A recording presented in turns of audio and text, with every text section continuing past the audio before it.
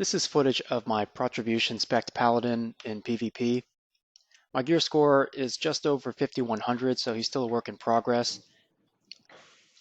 This first clip is against a high-level warlock we're trying to defend farm in Arathi Basin, and this warlock was causing us a lot of problems early in the match. He has such a high gear score. He fears me. I trinket out of it, hit him with a hammer of justice, and trying to stay on him and strafe around him as much as possible to break his line of sight so he can't cast on me. Now he does manage to get a fear off on me there.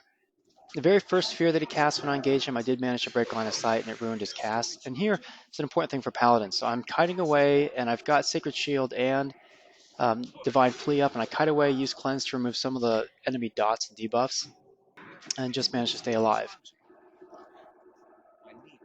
This next clip is against a very well-geared Retribution Paladin in a mix of PvP and PvE gear.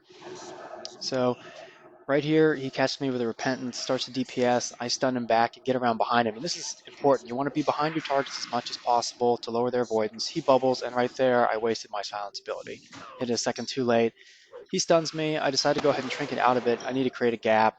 He's hit me really hard. I renew Sacred Shield and then Divine Plea. And the Paladin drops Consecration, so I just simply keep strafe kiting away from it. No need to get inside of it. I use Avenger Shield for the burst right there, and we're both really low, so I spam Hammer of Wrath, and I know I got to close the gap to him.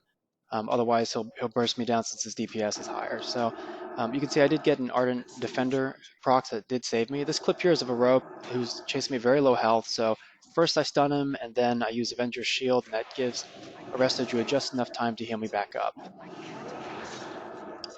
This last clip is against a Mage and Feral Druid in stables, and so I close the gap with Avenger's Shield. The mage is close to killing a friendly player, so I'm going to stop that.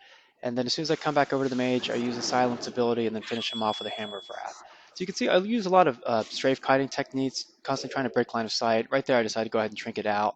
I was going to wait for the stun to wear off, but we're trying to cap this flag. And we end up winning a pretty tightly contested AB match. I finished 4th overall in damage with 10 killing blows, which, given my gear score, is pretty solid.